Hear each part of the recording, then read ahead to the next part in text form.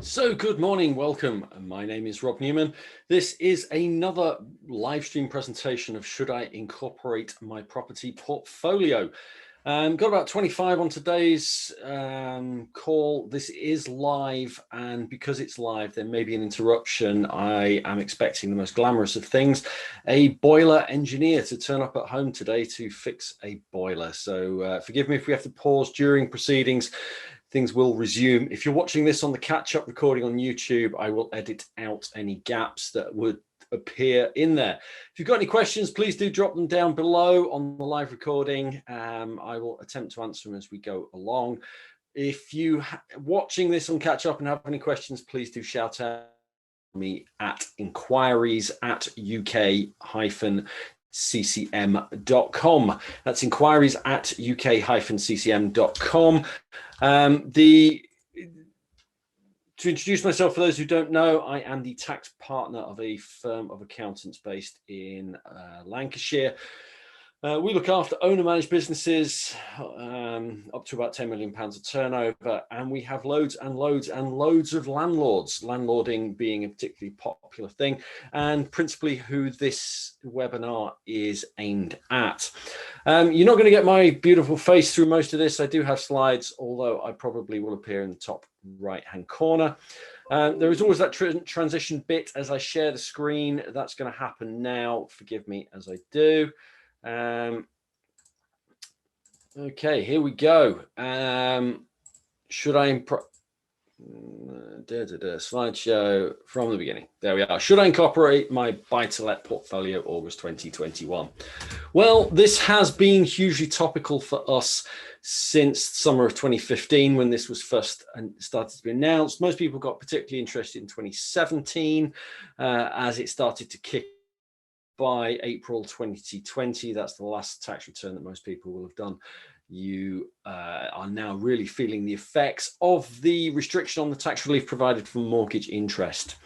Particularly relevant if you're a higher rate taxpayer. If you're a lower rate taxpayer, it doesn't have a huge significance to you, but higher rate taxpayers end up with essentially half of the interest they are, or relief on interest disappearing that they had previously. This has pushed a lot of people into having to pay tax bills for the first time on property portfolios. For those of you, just to recap, I'm sure many of you do know how it's actually calculated, but what you've got to do, historically, you looked at the rents that you received, you knocked off your direct expenses, so your letting agency, your direct repairs that you made to it. You got a 10% wear and tear allowance if you furnished it at all, and then you could knock off the mortgage interest that you were paying before you got a taxable profit figure. What it now is you get rents, you knock off direct expenses, so anything that you physically paid out, you no longer get the 10% allowance, and you can't at this point deduct the mortgage interest. You calculate your taxable profits, you look at what your total tax would fall due under, be it 20 or 40%. You can then bring back in a tax reducer as being 20% of the mortgage interest that you have paid out. Limited companies don't have this restriction, so many people simply turned to us and said, should I be a limited company? Well, as with all things accountancy, the answer is, it depends. People want me to give a one-word answer. Yes, no. It depends. It depends on individual circumstances. There's usually a calculation to be done. There is other factors to consider as well as just the pure upfront tax cost. There's longer term tax consequences. There's how you want to organize your family. I did do another related video to this earlier in the year. I think it was about February time, called family investment companies. And if you're watching this, I would suggest you go and have a look at the family investment company video as well. I think it's quite pertinent to anyone considering buy-to-let portfolio incorporation. There are other factors to consider, but in this particular webinar, I will take you through the 6 questions that I would ask as the tax partner of a firm of accountants with clients if they are considering it. The actual company part itself is relatively inexpensive to form. You can do it yourself for 12 quid. If you want us to do it, we will charge you £99. If you want us to do it in a fancy, complicated way, suitable for family investment companies, we charge a little bit more than that because there's some bespoke work to do.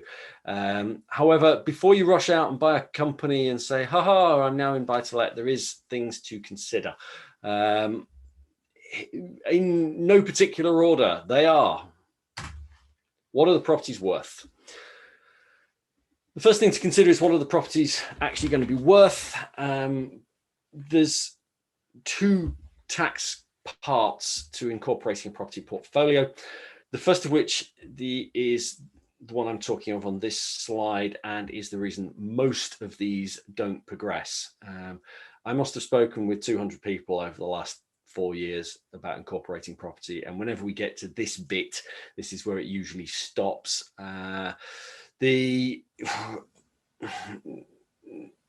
Initially, I did this bit last. Now I actually make it first to try and get the conversations out of the way.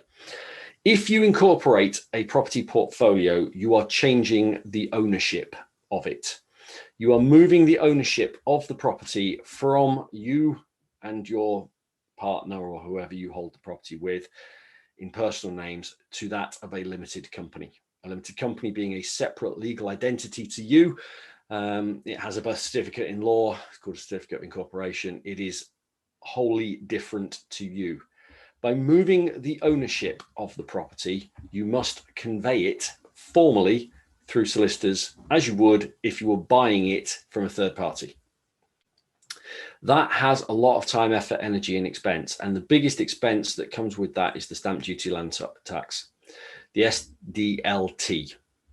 If you convey it, SDLT is charged at market rate on the value of the property at the conveyance, albeit no actual monies are likely to have moved, because the ownership has gone from your left pocket to your right pocket, i.e. from you directly through to your limited company.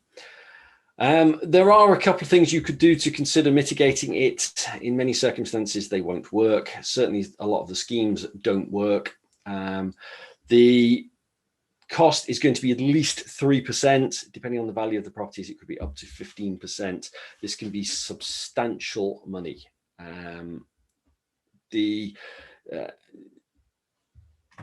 mitigations to it: if you have a formalized partnership that has filed at least 2 SA 800 partnership tax returns and has a written of partnership, it is possible and potential that you can avoid the that in itself is going to take some time. That in itself you are going to want to ensure is absolutely done fully correctly. If not, it can blow up spectacularly on you. I have seen people try and DIY this and get it wrong. You want to make sure you're doing this through someone who knows exactly what they are doing. The other issues, or the other mitigation even, sorry, is potentially multiple dwellings. If you've got multiple dwellings, there is relief for those from stamp duty as you are transferring it. Again, it is a case-by-case basis as to see whether you can get multiple dwellings relief on the incorporation. Do not rush into this. Do not DIY it. It is going to take some time, and there will be some professional costs. Or accept that you're just going to have to pay the stamp duty. Now, depending on what the circumstances are, that may well be applicable. I know of a landlord who has over 1,000 houses, who sucked up the stamp duty on day one and financed it as part of the remortgage of the properties during the incorporation, because it still worked out cheaper over a 3-year time frame to do that than to end up losing the tax relief on the interest he was paying at the levels of earnings he had. The slide also talks about the ATED charge, annual tax on enveloped dwellings. That's if you incorporate a property you live in and the property is worth more than £500,000, you would have to put an extra tax return in. if you were doing this with me, I would be trying to stop you putting your own house into a limited company. I would then be asking you to sign a disclaimer saying I told or I asked you not to do this and you've decided to do it anyway. Incorporating your own property, if you are a UK resident taxpayer, doesn't appear to make any sense to me. There may be other things that I would never rule anything out in tax, but I don't see the value of it if you are asking my professional opinion. So something else. The third tax consideration, it also links into the second question, have they increased in value? Now, one of the long blocks to property incorporation, why it didn't happen for many, was the potential to end up paying capital gains tax. If you buy a property for £100,000 and it is now worth £200,000, I don't care what the mortgage value is. Everyone gets this wrong. You may have remortgaged. The mortgage may be 200 now, but if the original purchase price was 100 and it's now worth 200 on open market value, that property is pregnant with a capital gain on £100,000. Historically, if you tried to transfer that from your own name into a limited company, the tax charge would crystallize. You would have to have paid the capital gain on it at 28%. Likely, I'm assuming you're a higher rate taxpayer, but at 28%, there would be no particular way around it. A few years ago now, I forget how many, I think it was 50, I think it was 2015, I think it was 6 years ago, I think. But a few years ago, Mrs. Ramsey changed all that. Mrs. Ramsey is the famous Ramsey case. There's two actual famous Ramsey cases in tax, but this is the one that we're referring to here. Mrs. Ramsey was unrepresented and took the case herself all the way through to the Supreme Court and won, which is unusual. There has long been provision for incorporation of trading businesses. So you're a widget manufacturer, you start off as a sole trader, you become a partnership, and eventually you want to be a limited company. There's long been a mechanism to do that. It's called Section 162 Incorporation Relief. I hope I quote my reference number right there. I've got a feeling it's not 165, is it? No, 165 is holdover and gift relief. So Section 162 Incorporation Relief has long been available to trading businesses. It wasn't available to property because property was not considered to be a trade. Mrs. Ramsey challenged that and got a ruling that allowed property investing and portfolios to be considered a trade under certain circumstances, which means that if you meet the criteria for property trade, you can incorporate and essentially defer the capital gains within the shares of the company. This can actually be very, very beneficial. It can actually really be used well and positively in some tax planning. If you think about this properly, it's probably beyond the scope of this webinar as to how to get into that. It's starting to get a little bit tax techy. I get far too excited on things like that. So I'll veer slightly away from those. But it can be used very successfully for those. If you don't qualify for Section 162, the capital gains would still be chargeable and payable within 30 days. Once upon a time, you could write to HMRC and ask them, would you be entitled to get Section 162? And they would give you a pre-clearance confirmation to. Won't do that anymore, which is again why you probably want to make sure you have professional advice and actually have it put down in writing that someone has told you how to do this properly. If you do this, you can avoid the capital gains. As I say, it rolls it into the shares, but that itself can be quite interesting. Again, I would not be suggesting to do this for your own house that you live in. You get PPR on that, or PRR as it now seems to be referred. It used to be Principal Private Residence Relief in my day, but I think it's now just Private Residence Relief. Private Residence Relief, PRR, I think it's now referred to. Sorry. Again, I don't see, I fail to see the potential value to UK resident taxpayers of incorporating properties because of the allowances they have from that. So yes, at this point, your property incorporation journey may end. If you've got a whacking great SDLT liability with no way around it, and a whacking great CGT liability with no way around it, you're probably not going to do anything. Some indications of what a trade would be, and a comment about it. An indication of what trade would be in Mrs. Ramsey's case was that she worked at least 16 hours a week looking after the properties. You would also want to ensure that you have the various badges of trade, appropriate insurance, that you are actually undertaking it in the name of an entity, etc. One thing that hasn't been largely picked up on across the taxation press, and this is entirely speculative, this is not advice, do not start saying this to anybody or thinking about it, you can say it's speculative. I have read in detail, or many times read the details of what qualifies for Section 162 in terms of a trading business. What's very interesting is the definition of a trading business for incorporation relief is the same definition of a trading business that's used for BPR, business property relief.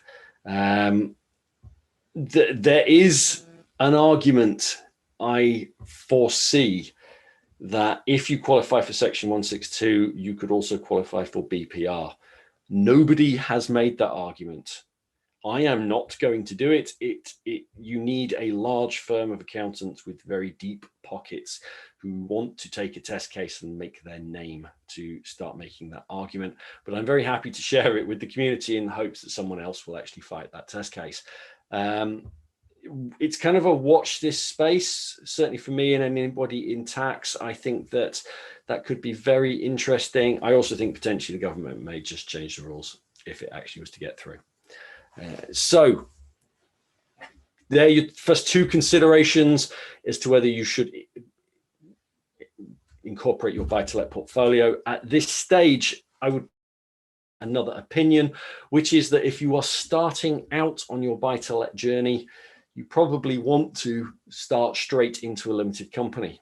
If you have an existing portfolio, you may well want to leave it exactly as it is without doing anything and form a company and use that from this point going forward.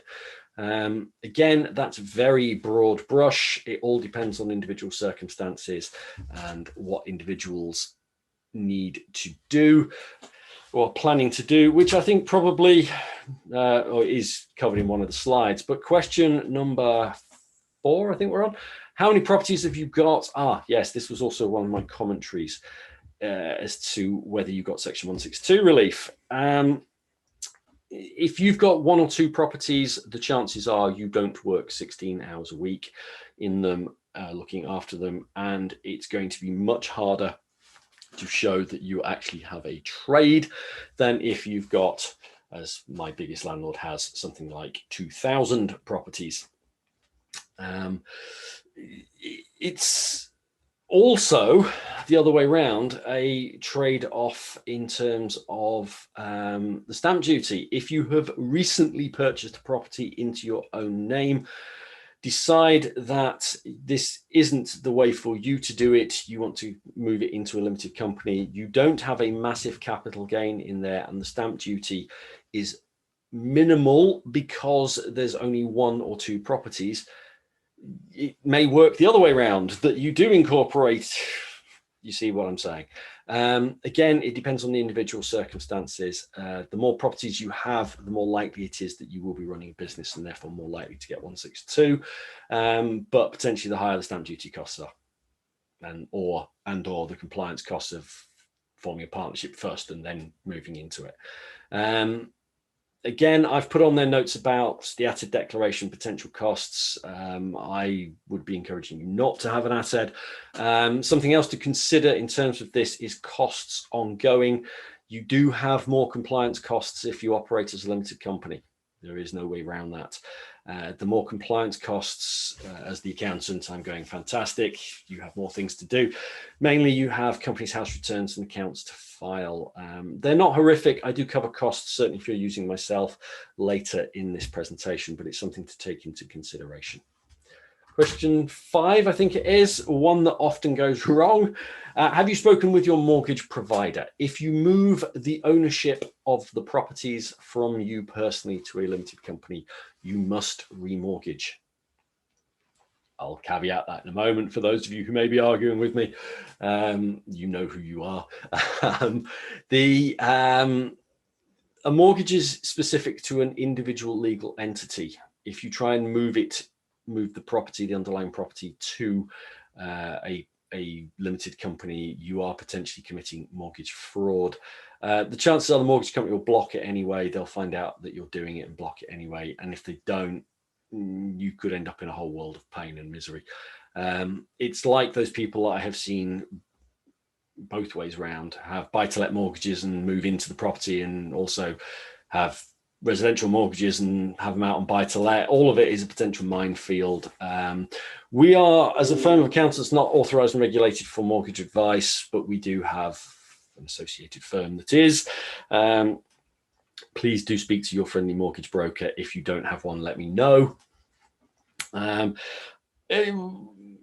Experience from doing this and watching people is a lot of the mortgage companies will port you now. When we first started doing it in 16, 17, it was a whole different kettle of fish. But now a lot of the mortgage companies will port your mortgage over to the limited company for administration fees, as opposed to making you completely and utterly start from beginning, which is what you definitely used to have to do. But you must talk to them or get your friendly mortgage provider, mortgage broker, to talk to them. The caveat to this is there is a piece of tax planning that has done the rounds, provided by barristers' chambers, that sets up a trust structure. The trust structure supposedly allows the mortgages to stay where they are, supposedly allows the ownership to stay where it is, supposedly prevents the need or stops the need for having to get Section 162 capital gains tax clearances. Well, they don't exist anymore, but that risk, and potentially stops the stamp duty, land tax issues, and allows the beneficial ownership of the property to be held by the limited company. There are many videos, well, there are several videos certainly that I've seen around YouTube of landlord property forums very in support of this piece of planning. It hasn't been challenged to my knowledge. However, as a tax practitioner, it is not something that I am recommending. I certainly can foresee a challenge to it, and I certainly know how I would challenge it if I was on the other side. That is my opinion. It is not something I would promote, and if it's something you want to do, I am not going to be able to help. I had 2 clients go off on their own account and do it, and in both occasions I resigned from representing them because I believe the planning will blow up in their face. I have dealt with numerous failed tax planning situations that other accountants have put in place. I have been through to the High Court on these. I am in the middle of doing a few right now, not this tax planning, but other tax planning that has failed. It can be very, very stressful and expensive if you're caught up in failed tax planning. I don't want the risk as a practitioner, therefore I can't help if you go down the trust route. It is there. You pay your money, takes choice. If that's something you would want to experiment with, I'm sure you can find it. I think number 6, maybe number 5. No, I think this is 5 actually. What do you plan to do with the profits the business generates? I think this is a really important one. This is more of a soft one than the pure tax related stuff I've been talking about. This is more about what you are looking to try and do and organize as your business. I think very much links with the family investment company. If you've got a buy-to-let portfolio, it is generating cash. Depending on the size of that, it can be significant, the amounts of cash. I have landlords that generate vast amounts of money. you could use this to pay down some of the debt. You could use this to provide income for family members. You could look to build your portfolio up. Something to remember though, the limited company is taxed at 19%, as I touched on earlier. An individual with combined total income of just over £50,000 is going to be taxed at 40 and 45%. In other words, if you try and get the money out of the company into your own name in full, you are potentially back to paying higher rates of tax anyway. If you are living on the money, all the monies that come out of the portfolio, it may well be pointless incorporating it because your tax charge could actually end up higher. If you don't need the money that's being generated, or all of the money that's being generated by this property portfolio, it may well be worth incorporating and leaving it hidden or behind the veil of incorporation. What I'm trying to say, you've got 4 or 5 houses and that is your pension. You're using all the profits as your pension to fund your life. The chances are you're a 40% taxpayer. If you go through the pure numbers on incorporation, forgetting the potential inheritance tax situation and advantages that this may bring, because it may not as well, but it may bring, the odds are incorporating is not going to overall benefit you by the time you've withdrawn the money out of the company.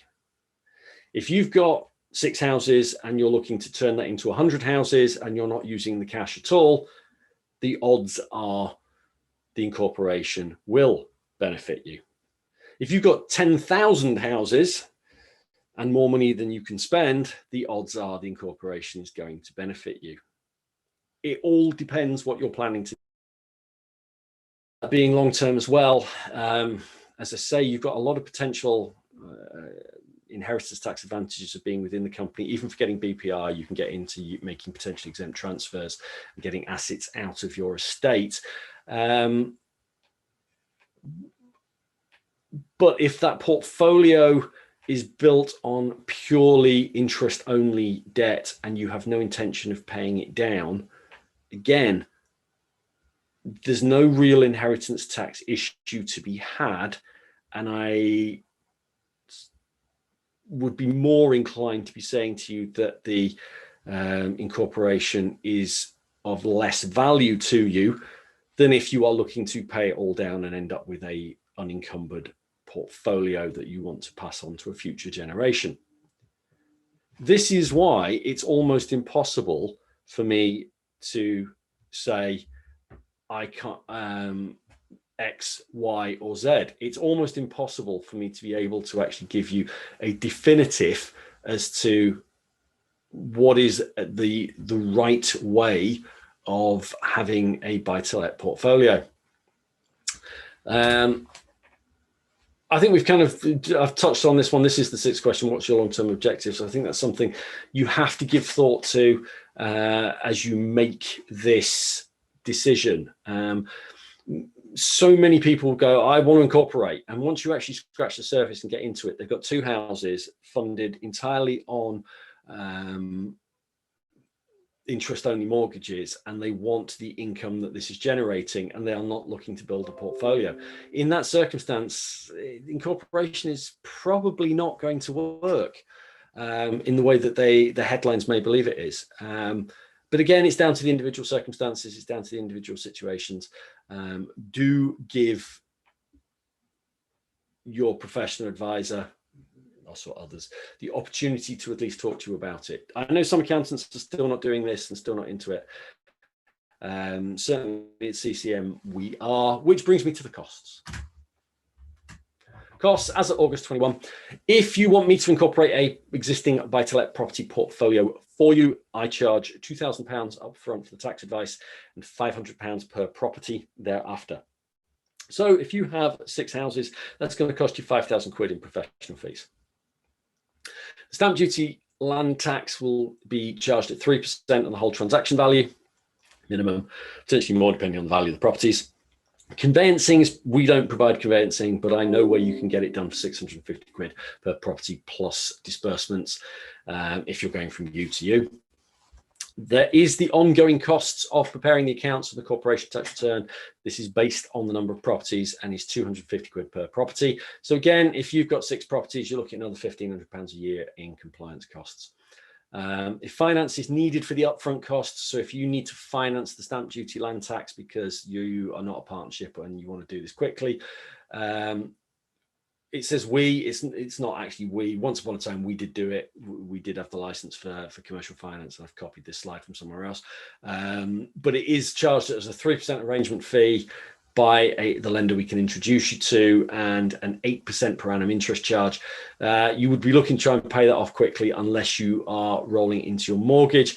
And if the clients, if you as a client need a remortgage, we, our associated company, do charge for those remortgages. The fees that we would charge would be £3.95 per property plus 1.5% of the proposition. We are very happy to work with anybody else on. You don't have to use any of us beyond the upfront tax costs. We will happily work with your brokers and lawyers and everything else. We don't work with other accountants. They can refer to us. We have been referred by other accountants. We do the work and hand it back. And the ongoing compliance can be done by them, but I don't sit and teach other accountants how to do this. If they work it out from what I've done, fine, that's different, but I'm not in the teaching business. So very happy. I think that's pretty fair to market. Well, certainly I've compared it to half a dozen different firms of our shape and size, and those that are offering it, I think it's something similar. If you do want to ask anything, please do contact us. Carter, Collins and Meyer. We're based in Lancashire. We look after, well, on property things across the country, but generally Lancashire, Greater Manchester, Cheshire tends to be our patch. Telephone number is 01706 860 255, or you can contact us at inquiries@uk-ccm.com, and website is uk-ccm.com. Fairly quick guide to it, 33 minutes, I believe, start to finish. I've had no questions so far. I'm just going to check the question bar. No questions. If that is everything, thank you very much for watching. My name has been Rob Newman, tax partner at CCM. I look forward to seeing you again in September, where it's topical tax tips. I will be publishing a 12-month list of CPD upcoming during September. Please, I will send that out through the same forums that I have before. Will Writers Forums, various accountants, bookkeeping forums, Residential Landlord Association and others. Please do keep an eye out for that. They are always on our website, the listing of those, inquiries at uk-ccm.com. Some will be just replays. Time management stuff hasn't particularly changed. Some will be updates, as in I'll take the theme from last time and update it. Topical tax tips is always a changing one. Again, thank you so much for watching. Goodbye for now.